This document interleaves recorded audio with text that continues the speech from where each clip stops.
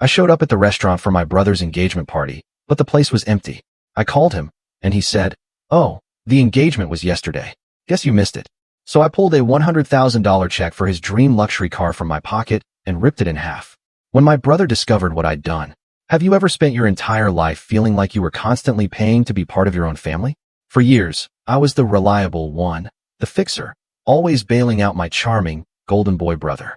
But that night, realizing they'd deliberately excluded me from his engagement party while still expecting a $100,000 check, something inside me snapped. What the hell happened next? Well, let me tell you. My name is Blake. I'm 33, a dentist, and yes, the oldest son. The joke in our family was always that I had a steady hand. I fixed toys, tightened screws, even glued cracked mugs back together.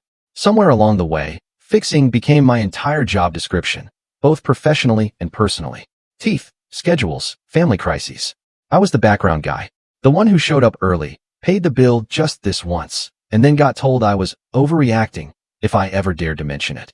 My brother Josh? He was the golden one. Easy smile, big ideas, always a story that made people lean in. Our parents would say, "Josh has that spark." Then they'd look at me and say, "Blake's practical." Practical, apparently, meant dependable. And dependable? That means you get used. My dental practice is small, clean, bright. 5 operatories. I like order. I like charts. I love that when a patient points to a tooth and says, "It hurts here," I can actually do something to help. Teeth, they don't lie. People, they do. That night, I put on my navy jacket and drove to Larkin Pine, the restaurant Josh had picked for his engagement party. I parked 2 blocks away because the closer lot was packed. It was cold. I walked, my breath fogging, and I actually chuckled to myself, thinking, why am I so nervous? I'm not even the one getting engaged. Inside, the hostess checked her screen. Name, Blake. Party for Josh and Mia. She scrolled, frowning. We had a private room booked yesterday, nothing tonight. Yesterday? My thumb instinctively rubbed the edge of my phone. No, there's one tonight. Engagement party. She shook her head, a hint of genuine regret in her eyes. I'm sorry, sir. The room felt suddenly deafening. Plates, glasses, forks clinking, it all just amplified the silence in my head. I stepped aside and called Josh. He answered on the 3rd ring, his voice bright, full of life. Blake. Hey man. Hey. I said, trying to keep my voice even. I'm at Larkin Pine. Where's everyone? He laughed, an easy, carefree sound that chilled me to the bone. Oh dude, the engagement was yesterday. I guess you missed it. Silence. My eyes locked onto a pyramid of lemons at the bar. You moved it, I stated, not a question. No, we didn't move anything, he corrected, almost defensively. It worked better for people. You should have checked the chat. I did check the chat. Huh, must have scrolled past it, he said, completely unfazed. Anyway, don't be mad. We'll do something with you later. The hostess was looking at me again, with that soft, pitying look people get when they see someone utterly alone at a table set for 10. I just nodded, ended the call. I stood there, watching as someone at a nearby table laughed too loudly while 2 champagne flutes were set down. Would you like a seat at the bar? The hostess asked, her voice gentle, almost kind. Actually, I heard myself say, my voice flat, hollow. I think I'm good. I walked outside, back into the biting cold. My hands felt stupidly empty. I had a card in my jacket pocket, and inside that card, something I'd spent weeks debating, one long afternoon at the bank arranging. I just kept walking. Josh and I grew up in a small house. Thin walls, loud opinions. If we both brought home A's, my mom would say, Josh, you're brilliant. Then she'd turn to me with, Blake, you're consistent. Dad meant well, but his love language was unsolicited advice. He'd tell me, son, stabilize first, then shine. Josh never stabilized. He just shined. And somehow, that was always fine. At 15, I worked weekends at a hardware store. Josh tried soccer, guitar, YouTube, networking, which was really just hanging out with older guys who let him drink beer. I saved for college. He saved for a weekend in Miami. Dentistry just made sense to me. I liked that precision got you somewhere. I liked that there were steps, materials, outcomes. I took loans. I took notes. I took call shifts for older dentists who wanted their Saturdays back. I bought used textbooks and a second-hand curing light to practice. If there's a picture of me in school, it's me in a cramped simulation lab, holding a rotary file, a quiet smile on my face, like a person who finally found the right room. Meanwhile, Josh always needed a temporary boost. Then another. And another. It started small. $160 for a concert ticket. $200 for a course he swore would change his life. I'll pay you back Friday, he'd promise. Friday became next month. Next month became an apology with a grin. I let it slide because that's what reliable brothers do, right? You tell yourself you're helping someone climb. When I opened my practice at 30, the ribbon cutting was on a gray Tuesday. I texted the address, the time, a photo of the new sign. Mom replied, so proud of both my boys. Josh replied, can't get out of something. Rain check. Dad didn't reply at all. I thought it would sting more than it did. Patients came. My hygienist brought cupcakes. The landlord brought a plant. I filled cavities, signed forms, called labs, paid invoices, and drank far too much coffee. Stability. It was finally mine. Then Josh met Mia. She's nice. Kind eyes, a steady job, a way of standing like she's used to bracing for disappointment. With Mia, Josh turned brilliant again. Weekend trips, photos by the water, long captions about building. He told me he was proposing. Congratulations, I said. He then asked, you think I should go Cartier? I just said, buy what you can afford. He laughed like I'd just done a stand-up routine. Soon, money started hovering like a drone. Venue deposits are crazy, Mom sighed on the phone. Mia's parents can't do much. You know how it is, Dad added. Josh has momentum. Momentum needs support. Support me. The numbers piled up like sticky notes. $1,200 to clear a credit card before it hit collections. $3,400 because his car suddenly needed new tires. $500 because a hotel wanted payment at check-in, and Josh thought it was checkout. I'll get it back to you by the 10th, he'd say. The 10th would pass quietly. I'd resend the number, and he'd reply with a heart emoji. It looked stupid next to my mortgage payment. Then came the car. Josh had a photo of it on his phone, a silver luxury model, the kind of badge he used to trace on magazine covers. It's not even that much, he said. I can handle the monthly. I just need the down payment to make the rate decent. How much? I asked, my voice already tightening. 80. 100, he said, a wide grin spreading across his face as if he were announcing a baby. 800 what? 1,000. I just stared. Josh, I said, my voice dangerously steady. That's not down payment money. That's buy a house money. He scoffed. Come on. Mia deserves to be driven to our wedding inn. Something nice. Then rent a nice car for a day. He rolled his eyes. You don't get it. This is about the image. He actually said that. The image. That week, Mom called 3 times and texted 11. You know your brother? She said. He dreams big. Dad called once and said, families invest in each other. When I didn't immediately agree, he added, don't be small about this. Small. The word sat in my gut like a swallowed coin. I kept working. Crowns, root canals, a chipped lateral on a teenager who lied about biting into a fork. At night, I'd lie on my couch, staring at the ceiling fan, having the same argument with myself. He's your brother, but this isn't reasonable. Be generous, but not blind. Help. But how much help counts as your whole spine? I booked the restaurant because I wanted to do one thing that looked like family on paper. A party I paid for, without anyone handing me a spreadsheet. I wrote the date down twice.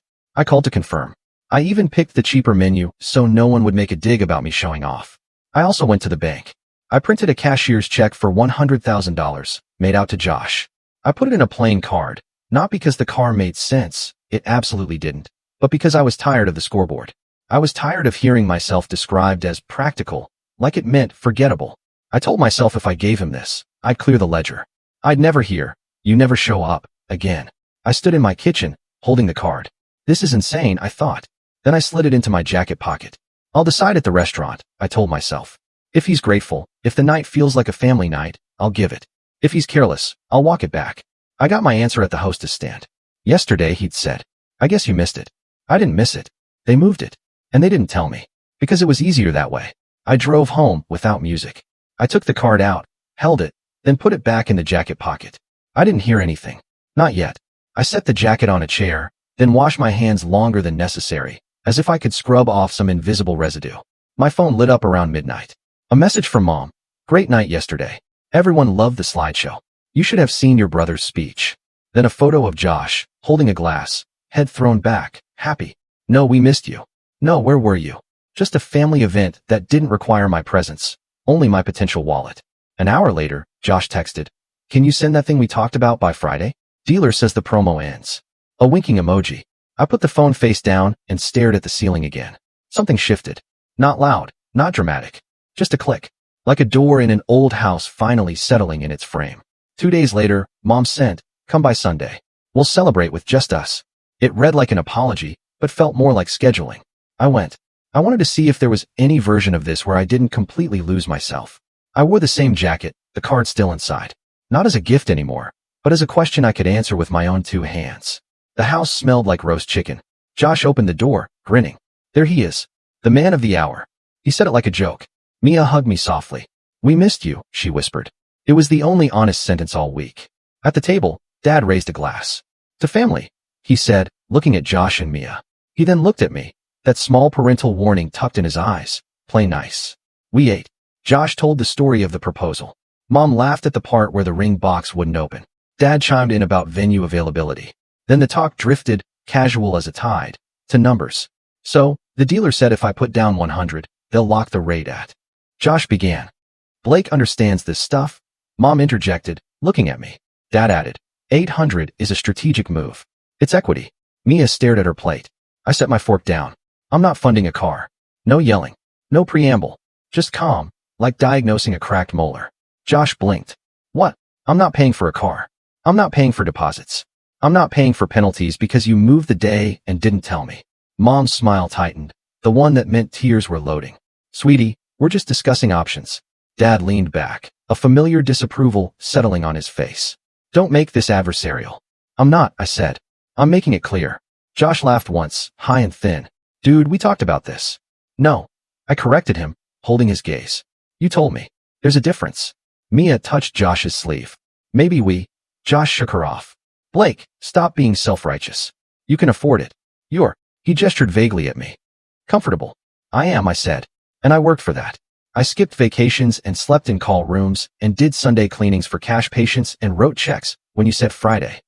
I'm not doing it anymore. Mom's voice dropped an octave, the guilt trip one. After all we've done for you. Like what? It surprised me how gentle it came out. Tell me what you've done that gives you a claim on my future. Dad's hand hit the table. Not hard, but enough to make everyone jump. Watch your tone. I am watching it very carefully. Josh rolled his eyes. This is ridiculous. It's one check. I reached into my jacket, pulled out the card. I placed it on the table. Mom actually sighed, like relief was a person walking into the room. I wrote this before the restaurant, I said. I brought it there to decide. I decided in the parking lot. I opened the card, slid the cashier's check halfway out so everyone could see the zeros. Josh's face changed. He didn't look grateful. He looked entitled. He looked like someone spotting a package with his name on it that had been delayed by weather. Give it, he said, hand out. Mia whispered, Josh. I tore the check straight down the middle. The sound was small and loud at the same time. I tore it again. And again. Slow enough that my own heart could keep up. Blake.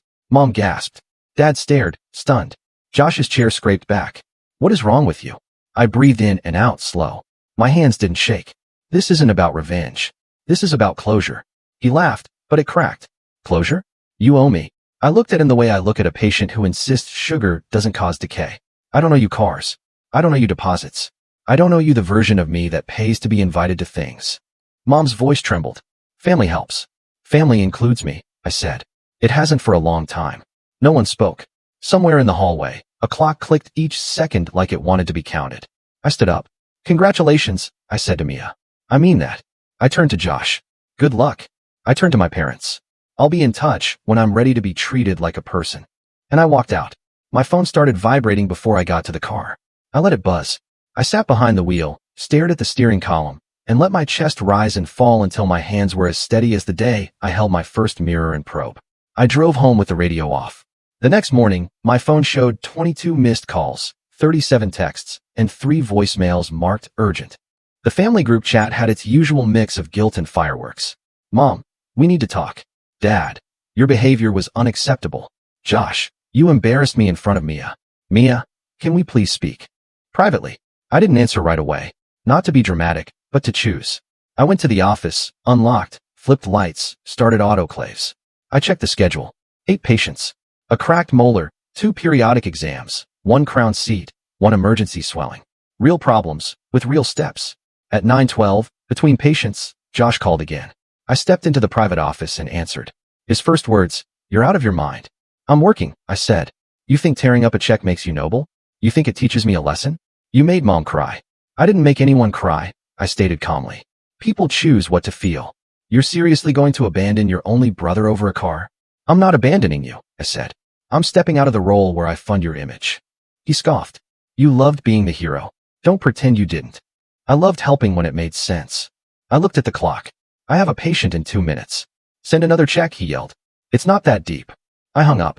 By noon, Mom arrived at the office. No text, no heads up. She came straight through the door during a lull, eyes glossy, coat clutched like a shield. Blake, she said, too loud for the waiting room. We're family. I glanced at my receptionist, who gave me the small, I can stall the next patient nod. I walked Mom back to the consult room. She didn't sit. You humiliated us. You had an engagement party without me and told me after I arrived. I said, my voice low. That hurt. We thought the other day worked better for everyone. Everyone is a slippery word, I said. She bristled. You have always been so literal. I'm a dentist, I said. Literal is how people keep their teeth. She exhaled. Your father says you're punishing Josh for being different. I'm not punishing him. I'm declining to sponsor his lifestyle. Her chin lifted. We helped you. We paid for, you didn't pay for school, I said, still calm. I took loans. I worked. You gave me a bed and paid a light bill when I was a kid. That was parenting. This, I gestured between us, is extortion with manners. Her mouth opened, closed. You've changed. I've grown up. She stared at the floor. What am I supposed to tell the family? That I love you, I said. That I'll see you when we can be in the same room without someone presenting me with an invoice. And, I paused, that I'm happy for Josh and Mia, genuinely. But I'm not an ATM. She pressed her lips together so hard they went white. For a second, I saw past the drama to the tired woman under it. Then she put the coat back on like armor. This is sad, she said. You'll regret this. I regret other things, I replied softly. This? I can live with. She left without saying goodbye to my receptionist. I went back to work. Over the next week, small things became symbols. I set my phone to do not disturb after 8 p.m. I unpinned the family chat. I took a run before work every other day. Nothing heroic, just 20 minutes without anyone's noise. I cooked actual meals instead of eating cereal standing over the sink. I repaired a wobbly shelf in my hallway and laughed. Of course I did. Josh tried other angles. Think about the optics, he texted. Think about Mia, he added later. Then fine, forget the car. Can you at least cover the photographer? It's only $7K. When silence didn't bend me, he said, wow, cool. Then, you always thought you were better than me. Then, I forgive you. And finally, we're done. I didn't respond to any of it. I sent Mia a single message. I wish you well. My choice isn't about you. She replied with a heart emoji, and after a long pause, I understand. Dad waited 10 days before he called. We spoke on a Thursday while I was parked outside a supplier's warehouse. Son, he said, his voice heavy. This is a lot. It doesn't have to be, I said. I raised you to be generous. You raised me to be responsible, I countered. Generous came for me. He was quiet so long I thought the call dropped. I don't like how you did it. I don't like being left out of a major event and then handed a bill. You're twisting it, he said, but less certain this time. I'm not. I'm finally saying it straight. He cleared his throat. We need to find a middle ground. The middle was 10 years ago, I said. You told me to stabilize. I did. Now I'm keeping what I stabilized. He exhaled. Your mother can't sleep. She'll be okay, I said. She's tougher than she thinks. He didn't like that. You sound different. I am, I said. I'm done buying a seat at my own family table. After we hung up, I sat there with the car off, watching a forklift move pallets. The simple rhythm calmed me. Lift, pivot, set, a process. I respected processes. On Sunday, I didn't go to dinner. I got 3 photos of everyone around the table. 2 empty chairs photoshopped out. The captions were vague quotes about forgiveness. I turned off the screen and folded laundry instead. There's something deeply peaceful about stacking clean shirts when your brain used to spin like a fan. 2 weeks later, Mia called. I want to say something, she began. You don't have to respond. Okay. I didn't know about the restaurant change until the day of, she said. I told them to tell you. I'm sorry they didn't. I also told Josh the car was a terrible idea. Thank you, I said, a genuine relief in my voice. I'm not asking you for anything, she added quickly. I just needed you to know I'm not blind. I appreciate it, I said. Truly. She hesitated. He's furious about the check. I know, I said. She paused again. He said you used it to control him. A small, sad laugh. But he was counting on it to control you. I sat with that. That's very honest, I said. I'm trying to be different than what I grew up with, she said. I want to be fair. I hope you both have a good life, I said. That's not sarcasm.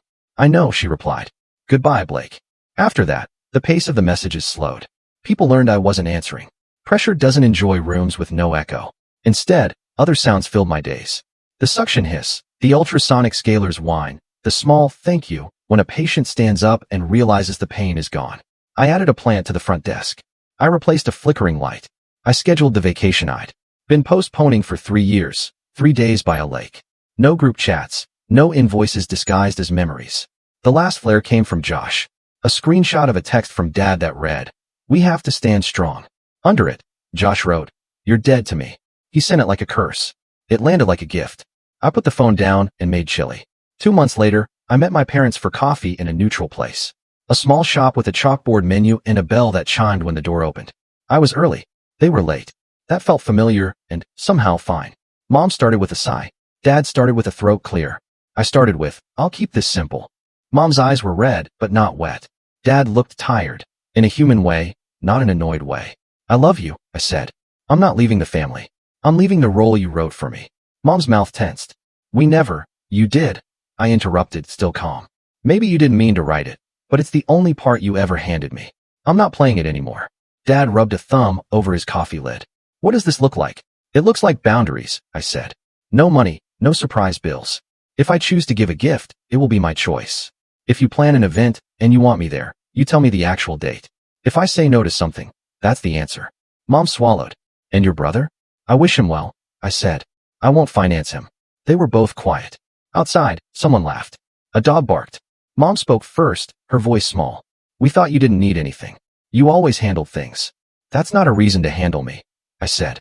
Dad nodded once, like it hurt. "We were proud of you," he said. "We didn't say it right." "You can start now," I said. And it wasn't a demand. It was an open door. He looked at me. "We are proud," he said. It wasn't a speech. It was a sentence. We left with no hug because that felt like a performance. We left with something better, a draft of new rules. Back at the office, I hung a new photo in the hallway. Nothing big, just my team at lunch, someone mid-laugh, a smear of salsa on a paper napkin. It looked like people who showed up for each other without a ledger. That night, I cooked the rest of the chili and watched the ceiling fan and felt that light, rare quiet you get when you finally tell the truth out loud and let it sit. The phone buzzed once, an appointment reminder for a patient, not a demand. I set it face down and rinsed the pot. I don't know what Josh will do. Maybe he'll figure it out. Maybe he won't. Mia sent one message on their wedding day, a photo of her bouquet and 2 words, "We did." I hearted it and put the phone away. Here's what I do know. I don't owe anyone a luxury car, an image, or an apology for not buying my way into rooms. I don't owe explanations for being steady. I don't owe the role of fixer anymore. I owe myself a life where my yes means yes and my no means no. I owe myself the kind of peace you feel when a patient says, "It doesn't hurt anymore," and you realize you finally said that to your own life. I won't be dramatic about it. I won't do long speeches at holidays. I'll show up when dates are real. I'll bring a cake I actually want to eat. I'll pay my own share and nothing more, unless I choose to give. I'm not interested in revenge. I'm interested in closure and boundaries. In being the person who stabilizes then shines, not because someone told me to, but because I decided to. My name is Blake. I'm 33. I fix things for a living. I'm done letting people break me to give themselves a story. I'm building a quieter one of my own. So, what would you have done in my place? Have you ever had to draw a hard line with family? Tell me what you think. I really want to know.